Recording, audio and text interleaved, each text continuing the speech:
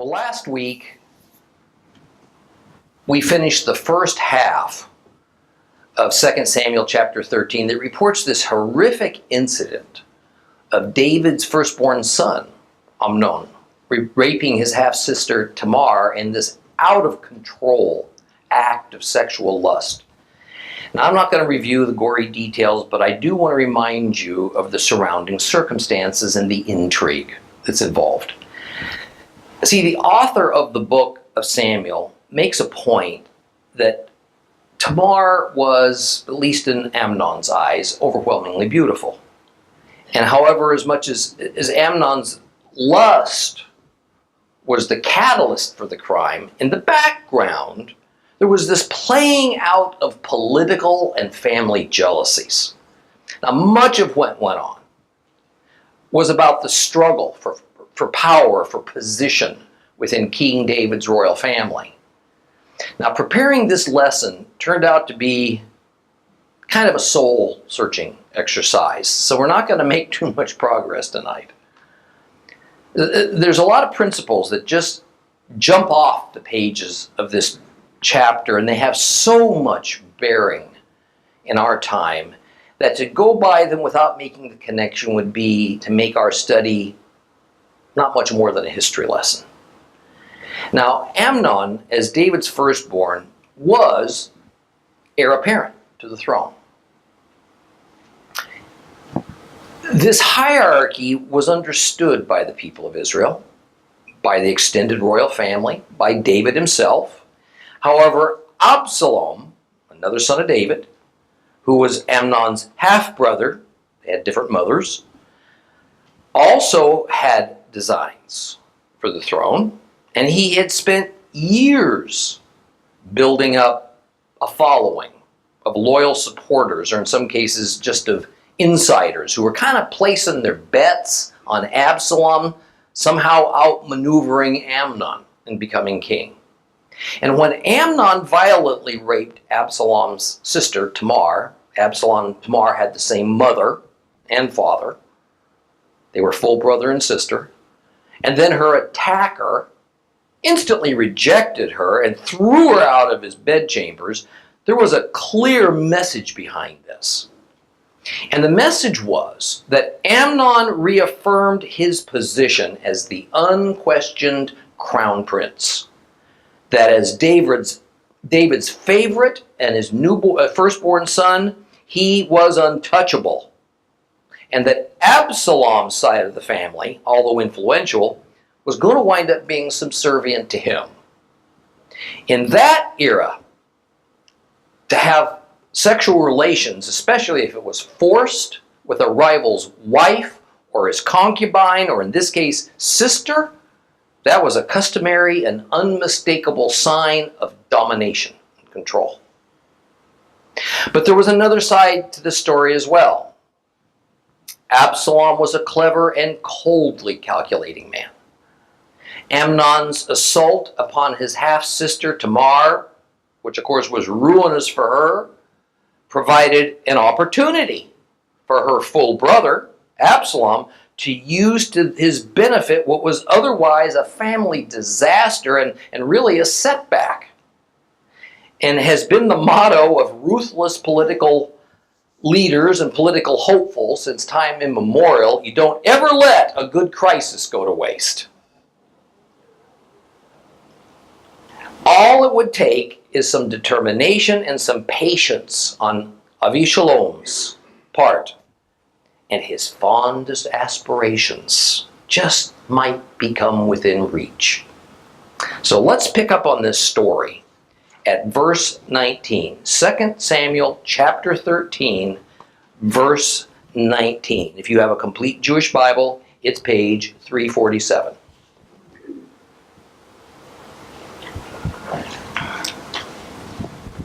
Starting at verse 19, we're going to go to the end.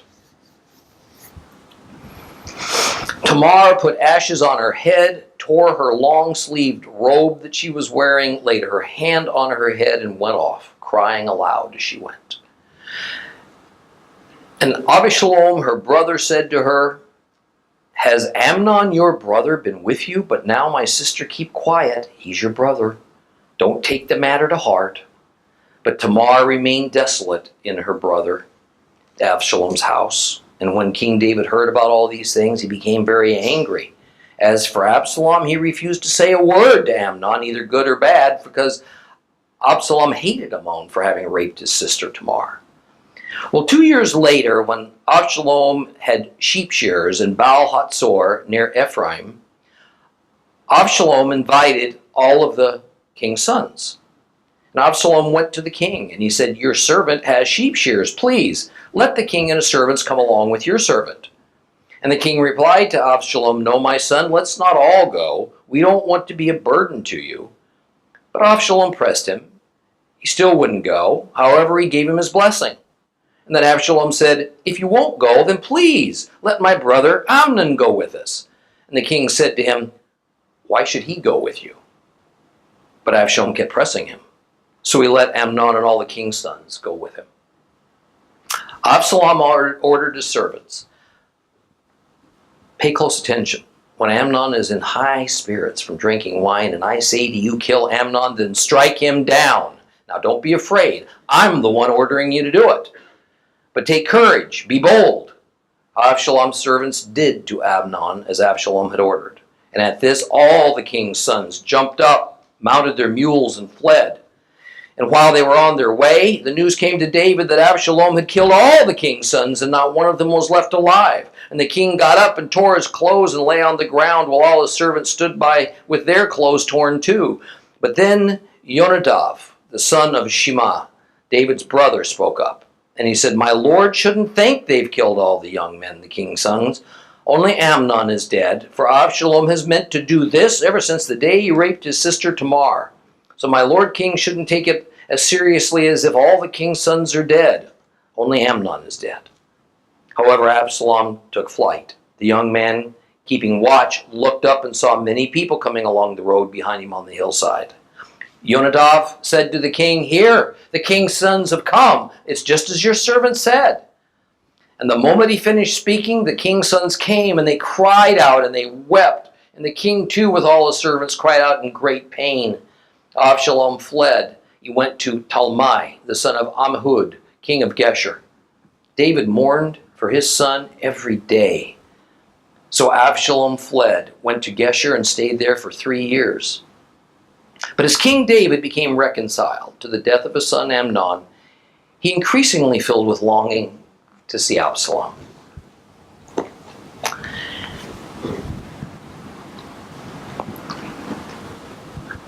I want to stress that over and over again, the words brother and sister are used in these passages to describe Absalom and Tamar's relationship. I do that because of the questionable teaching by some rabbis and sages that at times has even spilled over into modern Christian scholarship, that the two weren't really brother and sister at all. And this is because if they're not related, it means there wasn't really any incest in David's family. And there could have even been a good argument that what occurred between Amnon and Tamar wasn't so much rape as simply an overzealous seduction by a young, virile man of a somewhat reluctant young female, kind of mirroring the David and Bathsheba affair.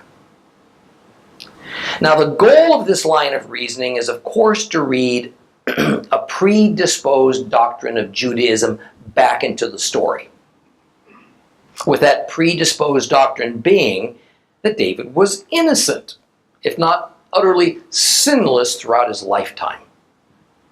And therefore, the reason that David didn't take any action whatsoever against Amnon after he heard what happened was the proper response, because nothing terribly wrong had occurred anyway. Now, I'm sure that this idea of reading a predisposed doctrine back into a biblical story is something that you recognize probably ought not to be done, because it either distorts or misapplies God's commandments and his principles. It takes God's message, it turns it into something else. So it is not right for religious authorities to concoct a doctrine or philosophy, and then regardless of what the actual words of the Bible say, explain that those passages support their doctrine. This is the essence of allegorical teaching and sermonizing, which has been at the heart of synagogue and institutional church liturgy for centuries. Allegory and the reading of a predisposed doctrine back into the Bible is how a religious authority can, for instance, read the Sermon on the Mount of Matthew 5, get to the paragraph about Messiah emphasizing that no one should think that what he's saying ought to be taken as meaning that the Torah, the law, the prophets have been abolished or even changed to the slightest degree. And then the authority explains to the congregation that regardless of what the actual words say, we're to understand that Christ did abolish the very things he said that he didn't. And as I said, this is just one example of many. When taken as a package, all this has done considerable harm to Judeo-Christianity. Well, at verse 20 we see that apparently Tamar went to her brother Absalom's house for refuge. That is, she didn't return to her own living quarters at the Virgin's convent or compound, because the reality is she didn't belong there anymore. She had her purity stolen from her. And one can only imagine the malicious gossip that would have erupted if she showed up distraught with torn clothing, soiled with ashes, smeared with blood. Tamar really had no other option than to remain as a ward of her brother, probably for the rest of her or Absalom's life. Now, Absalom counseled her to keep what he views as a family matter to herself, so that there wouldn't be any kind of a public scandal. Well, word of Amnon's incestuous act reached the father, King David, and we're told he became angry. Apparently, that's about as far as the concern went. Just got upset. There's no hint that one word was spoken between David and Amnon. Certainly, there's no record that any action whatsoever was taken by David. And you can imagine if there was, we'd have read about it. No rebuke, no punishment, no nothing. So here a serious flaw is exposed in David. David full well knew that by the laws of Moses, Amnon had a price to pay. Justice should be applied. However, one must admit that it's not so cut and dried as to what the price ought to be. The law that comes closest to dealing with this situation is probably Deuteronomy 22, verses 28 and 29. And there it says, if a man comes upon a girl who is a virgin, who is not engaged, and he grabs her and has sexual relations with her, and they're caught in the act, then the man who had intercourse with her must give to the girl's father 1¼ pounds of silver shekels, and she'll become his wife, because he humiliated her. He may not divorce her as long as he lives. But the problem is, Tamar was Amnon's half-sister, so marriage was not possible, according to the laws of Leviticus 18:9, which says, you're not to have sexual relations with your sister, the daughter of your father, or the daughter of your mother, whether born at home or somewhere else. Do not have sexual relations with them. And the idea that Amnon would pay a bit of silver as redemption to his father, King David, well, that's just laughable. Besides, as it says towards the end of Leviticus chapter 18 in verses 29 and 30, for those who engage in any of these disgusting practices, whoever they may be, they are to be cut off from their people. So keep my charge not to follow any of these abominable customs that others before you have followed, and thus defile yourselves by doing them. I'm Adonai your God. So according to the law of Moses, while Amnon didn't have the death penalty coming, he certainly was to be banished, cut off from his people, in the same way a leper might be. And equally, he couldn't marry Tamar as a solution that mainly amounted to a protection for her. So David did nothing. And as what we're about to see, his doing nothing led to even more violence. It's interesting that we see a similar thing happen with David's ancestor Jacob, who also seemed to have very little interest in disciplining his sons or taking action when wrong was done. Recall that the son of the king of Shechem raped Jacob's daughter Dinah, and Jacob did essentially nothing except to become angry. In fact, it was the king of Shechem who came to Jacob, hat in hand, to ask Jacob if this could somehow be made right by his son marrying Dinah, which in fact was the remedy of Deuteronomy 22, even though it was going to be some centuries later, before the law was even given. Jacob agreed to this, but his sons were so incensed that their father would respond by essentially giving in to a foreign king. They took a violent and wrong action by killing the entire male population of the city, who were innocent. They didn't have any part in this. Jacob's response to this was to move. See, here's another valuable lesson for us all. It is a God principle that wrongdoing, even by our children, must be dealt with. It must be, even harshly, if the situation is serious enough. We can call it discipline if we want to, but God calls it justice. Unfortunately, humanism has taken hold of society in this age.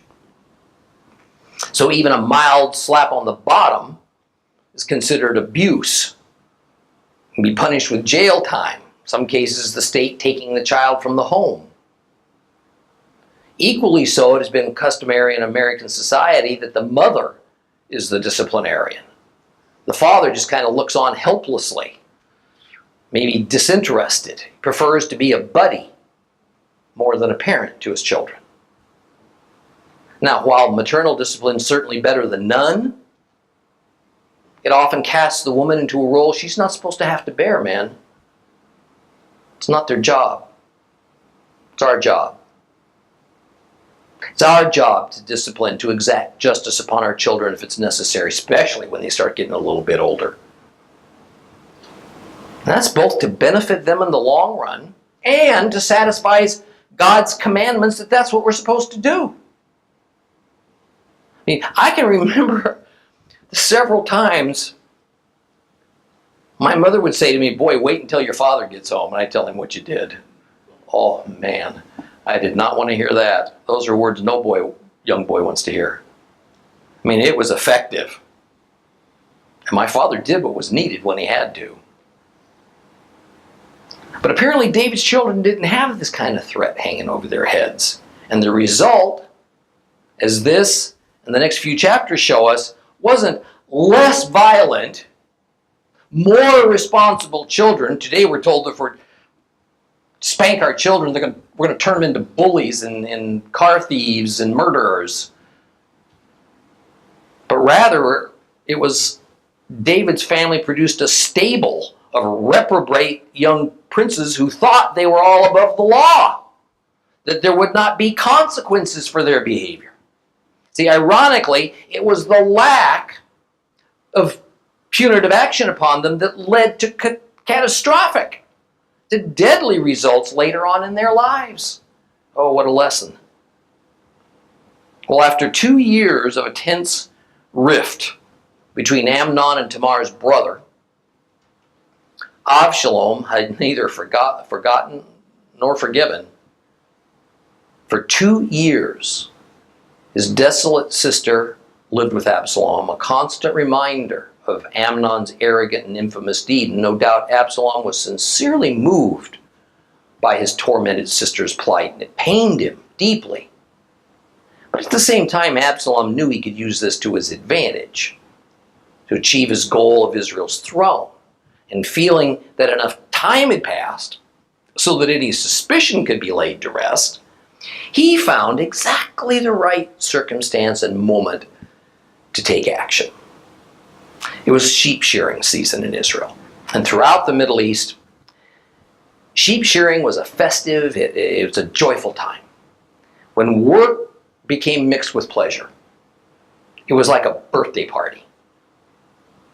Family and friends would gather together to work as a team to shave the wool from the lambs and then exact their profit.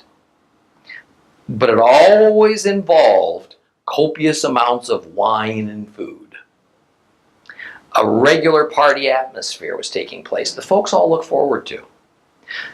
So Absalom used this innocent occasion to press his father David to come to the family sheep shearing to allow all the male siblings to come as well, a family reunion of sorts if you would. And naturally David declined to come himself. This was not the place for a king. And this is what Absalom had counted on. However, he was surprised that his father also declined to allow his many sons to go to this. Now, perhaps it was that David grew a little suspicious when Absalom specifically asked and pressed for Amnon to come along. And Absalom was nothing if not persuasive. And so David set his skepticism aside and he agreed that all the siblings should go, including Amnon. Even if David wasn't suspicious anymore of Absalom's motives, it was always dangerous to have all the king's sons dispatched to one place because of the possibility of some unknown calamity whereby they were all killed, maybe they were captured. Such a thing could bring about the end of a king's dynasty. Well, the place of the gathering was called Baal Hatzor, about 2 miles northwest of Ophrah. This is not the Hatzor, by the way, that's located up in the Galilee region of Israel. Absalom instructed his servants, men who were the most loyal to him, that once they observed Amnon was sufficiently drunk, they were to attack him. They were to kill him. Now, naturally, his servants were kind of reluctant. I mean, the intended victim, after all, was the king's firstborn son. Not a good deal. He was the precious, precious crown prince. But Absalom told him, don't be concerned, he'll take all the blame. Right. So they did the dirty deed, as they were ordered. Now, were the servants right to follow the orders of their master to kill Amnon? No. Now they were responsible for murder before God. They incurred blood guilt, and once again we see David's past coming back to haunt him. A few years earlier, David had instructed Joab to kill Uriah, Bathsheba's husband, to clear that path so that David could add her to his harem. Other than wanting to be sure that the plan would work and that the Israelite soldiers who would be nearby wouldn't suspect that this was really a murder plot, Joab seemed to be entirely unconcerned about the morality, or rather immorality, and all the wickedness of David's order to him. So, in proportional justice, here we find David's firstborn son is about to be murdered by some disinterested third parties who are just following orders. Well, with Amnon gone, Absalom would be next in the line as king. And David had proved time and time again he wasn't capable of confronting his children's sins. David was never going to exact justice upon Absalom for murder, and everybody knew that. But this was the Middle East, and cultural justice was a complex matter. Absalom didn't hide the fact that indeed he was the head of the conspiracy to kill his half-brother Amnon, and this was because he could then claim the right as the Goel, the family blood avenger. So he felt that the general population would merely see him as doing his family duty, and he'd be applauded for it. Well, when David's other sons saw Absalom's men killing Amnon, well, they jumped on their mules and they fled, fearing they were going to be next. Mule, not donkey, is the correct word. In the Hebrew, it is pered. Mules were the mounts that royalty rode because they were expensive. Mules had to be crossbred to produce. It is known that Israel purchased these animals from their neighbors because crossbreeding is forbidden by the Torah. Well, in all this confusion, all this chaos, a rumor spread very quickly that all of David's sons were killed, and the rumor reached David. He thought the worst possible disaster had happened. His sons were all dead, and now his dynasty was done for. And as he lay on the ground in mourning, accompanied by his royal court, Jonadab, David's nephew, speaks up. Tells him that the rumor's not true. It's not true. All of David's sons hadn't been killed, just Amnon. Now recall that we saw this same villain, Jonadab, in Amnon's residence. He helped Amnon devise the plot to get Tamar to come to Amnon so he could have her. And of course, we see him now as being near to the king and having his ear. This was a person who was maneuvering to get himself in proper political position to become a man of greater influence in the next administration, and it didn't much matter to him who wore the crown. He was Amnon's ally until Amnon was killed. Now it's time to play it safe and just kind of see how things work themselves out. In fact, Jonadab was so bold as to let David know that as an insider, he knew things that the king didn't know about his own children.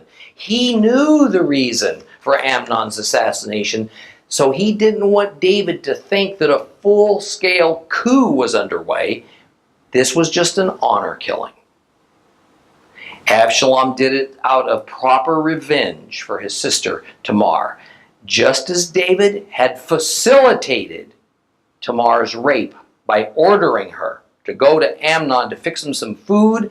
Now David has facilitated his firstborn son's death by ordering Amnon and all of his sons to attend that sheep shearing. Notice the pattern. First, unlawful sex, and then murder. The irony gets even thicker. Jonadab says, "Oh, my lord the king shouldn't take it all that seriously, as if all the king's sons are dead. It's only Amnon."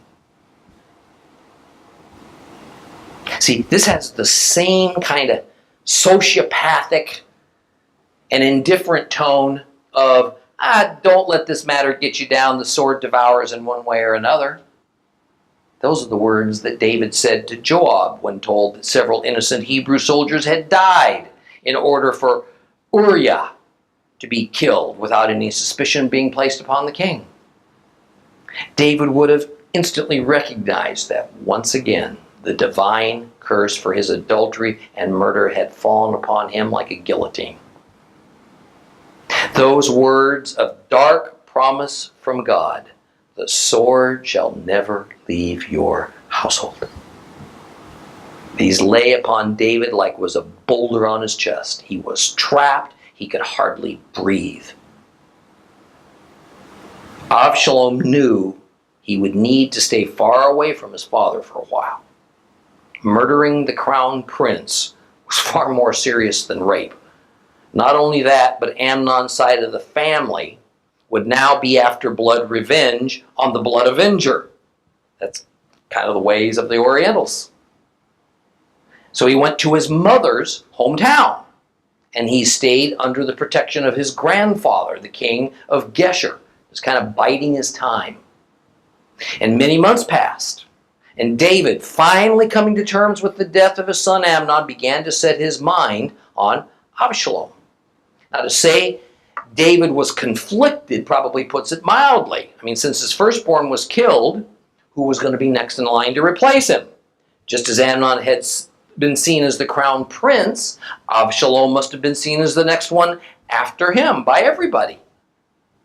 Can David bring him back and forgive him? Can David bring him back and trust him not to do to David what he did to Amnon?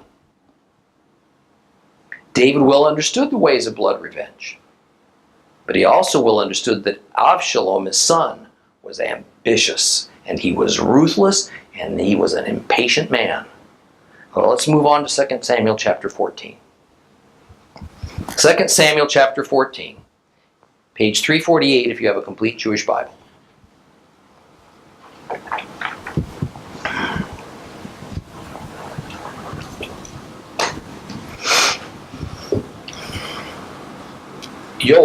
Joab, the son of Zeruiah, perceived that the king missed Absalom, so Joab sent to Tekoa, brought from there a clever woman, and said to her, "Please, pretend you're a mourner. Put on mourning clothes and don't anoint yourself with oil, but appear to be a woman who has mourned for the dead for a long time. Go in to the king and speak to him in this fashion." And then Joab told her just what to say. And when the woman of Tekoa spoke to the king, she fell down with her face to the ground, prostrating herself, and said, "King, help!" The king said to her, "What's the trouble?" And she answered, "I'm a widow. And after my husband died, my 2 sons were out in the field, and they got into a fight with each other, and there was no one to separate them, and one hit the other and killed him. Now the whole family has come against me, your servant. They're saying, 'Hand over the one who hit his brother so that he can put him to death for killing his brother.' They want to destroy the heir as well, and thus quench my one remaining coal, that my husband will have neither name nor survivor anywhere on earth." And the king said to the woman, "Go back home. I myself will decide what to do about you."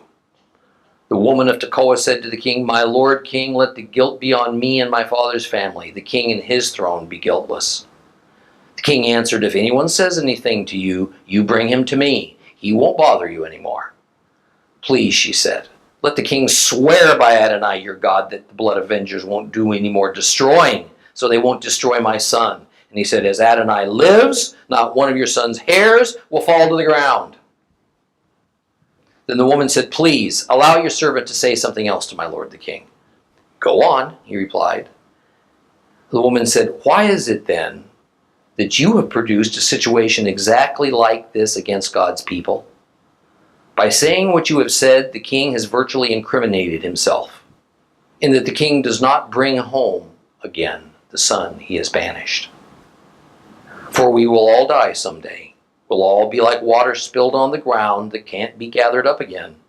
And God makes no exception for anyone. The king should think of some way to keep the son he banished from being forever an outcast. Now the reason I came to speak to you about this matter, to my lord the king, is that the people were intimidating me. So your servant said, I will speak now to the king. Maybe the king will do what his servant is asking. For the king will listen and rescue his servant from the hands of those who would destroy me and my son together from our share of God's inheritance. Then your servant said, please, let my lord the king say something that will give me relief. For my lord the king is like an angel of God in discerning good from bad. And may Adonai your God be with you. Then the king answered the woman, I'm going to ask you a question, and please don't hide anything from me. The woman said, let my lord the king now speak. The king asked, did Joab put you up to this? The woman answered, as you live, my lord the king, when the lord king speaks, no one can avoid the issues by turning either to the right or the left. Yes, it was your servant Joab who had me do this, and he put in my mouth every word you heard your servant say. Your servant Joab did this in order to bring about some change in the situation, but my Lord is wise. He has the wisdom of an angel of God when it comes to understanding anything that goes on in the land. And the king said to Joab, all right, I'm granting this request. Go, bring back young Absalom. And Joab fell to the ground on his face, prostrating himself, and blessed the king. And Joab said, today your servant knows that I have won your favor, my lord king, because the king has done what your servant requested. Then Joab got up, went to Geshur, and brought Absalom to Jerusalem. However, the king said, "Let him return to his own house. He's not to appear in my presence." So Absalom returned to his own house and did not appear before the king. Now in all Israel, there was no one more praised for his beauty than Absalom. There was no defect on him from the sole of his foot to the crown of his head. He'd cut his hair only once a year at the end of the year. And the only reason he cut it was because it weighed him down. He weighed the hair from his head at 200 shekels using the royal weight, about 5 pounds. To Absalom were born 3 sons and 1 daughter, whose name was Tamar. She was a beautiful woman. Absalom lived 2 years in Jerusalem without appearing before the king, and then Absalom summoned Joab, planning to send him to the king, but he refused to come to him. And he summoned him a second time. He still wouldn't come. So he said to his servant, "See, Joab's field is close to mine, and he has barley there. Go, set it on fire." Absalom's servant set the field on fire. And then Joab got up and went to Absalom at his house and asked him, "Why did your servant set my field on fire?" And Absalom answered Joab and said, "Look, I sent a message for you to come here so that I could send you to the king to ask, why did I come from Geshur? It had been better for me if I stayed there. So now let me appear before the king. And if I'm guilty of anything, he can kill me." Joab went to the king and told him. And when he had called for Absalom, he went to the king and prostrated himself with his face to the ground before the king. Then the king kissed Absalom.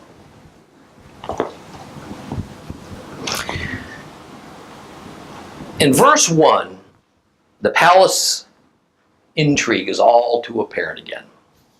Joab, another of David's nephews and his chief military commander, re-enters the scene. And he determines to try and effect reconciliation between David and Absalom. But to what end? Why? See, it's difficult from the context to figure out if Joab's just being a good, loyal servant to David, and with empathy, he sees that the king longs for his son Absalom, but is morally paralyzed, and he can't figure out how to deal with the conundrum of wanting to see the prodigal son who had just killed the other son. Or maybe was it that Joab was secretly loyal to Absalom and is trying to get him back to Jerusalem and nearer to the throne to prepare for that day that David would have to turn power over to his successor? Now, we can't know for sure. The population of Israel was, however, probably behind Absalom now that Amnon was dead. They well knew what Amnon had done to Tamar, and likely they kind of admired Absalom for doing his duty as a blood avenger. But of course, the laws of Moses don't allow this kind of a thing. Amnon had robbed Tamar of her virginity, but he'd committed no capital crime. So while avenging Tamar's rape was kind of culturally expected, it was evil in God's eyes. It was wrong in the law of Moses. But the nature of populist sentiment always has to do with political correctness and the current national mood. Only rarely does divine and eternal right and wrong play any role. But it is the tendency of both Jew and Christian to freely kind of substitute one for the other, I think. Now, I'd like to conclude today's lesson with this thought. In our time, we have seen an assault upon God's holiness, upon his laws and commandments, and his authority, as perhaps never before. Man-made doctrines and philosophies and intellectualism rules the day. The issues of homosexual rights, gay marriage, disposition of the Holy Land of Israel, abortion, Islam as a good and right religion, and so much more are today viewed through the eyes of 21st century modernity that stresses tolerance above all else, rather than to see things through the eyes of the Creator who stresses obedience. And sadly, vast segments of the church and the synagogue are fully caught up in this spider's web of deceit and rebellion that makes looking towards our unstable hearts as the best judge of good and evil rather than following God's written commandments. You know, it's not difficult to see the striking parallels between what's happening in David's Israel of 980 BC and the worldwide march towards secularism in our day. Very similar. And at the core of the issue, then as now, is the relegating of the Torah and God's Word to irrelevance in favor of the philosophies of religious intellectuals and institutions. The hope that we have is that a global grassroots revival is underway that wants to restore the entire Word of God to its rightful place of authority. And central to that is the rediscovery of the validity and the value of the Torah and the Old Testament. A sizable segment of Christianity has declared that God has essentially become reduced to one attribute: love. His other attributes, the much more difficult and demanding ones, it seems were severed from him when we turn the page of our Bible to the book of Matthew. And love demands that people of the same sex who love each other be allowed to marry. Love demands that Gentile foreigners and those who hate God's people receive their fair share of Abraham's inheritance, Israel, because that'll bring peace. Love demands that Allah be given equal status with Jehovah, because it makes no difference who we view as God as long as we all have faith in a higher being, any higher being. Love says we cannot tell a pregnant woman whether or not she can kill the baby that's in her womb, because that removes her choice. Love prohibits taking the life of a murderer, and it overrides every divine commandment that demands proportionate justice, especially if it's not in line with our thinking, because that's retribution. And retribution ought to be beneath us by now. Love demands that our concerns and dreams must be God's chief concern, because He's here to make us rich and happy. See, a sizable segment of Judaism has declared that God's main attribute is humanitarianism. And humanitarianism demands that God's enemies be treated as God's friends. Humanitarianism demands that God's people must no longer see themselves as the distinct and set apart people that He made them to be. Humanitarianism says that if Jews are just nice enough to the people who hate them, then those people will see the inherent human goodness of the Jewish people and accept them. Humanitarianism says that our behavior is what gives us righteousness before the Lord. Humanitarianism is the means that God ordained to bring about the conditions that will bring in the Messiah and His kingdom. And none of the philosophies and doctrines that I've just listed, which are just but a few of many, has any scriptural basis. None of it reflects any divine reality. But it does reflect a steady falling away from God, even by those who insist that they love and want to serve Him. Just as it was with David, just as it was with Israel at the time of the kings. We're going to continue this next time. Please rise.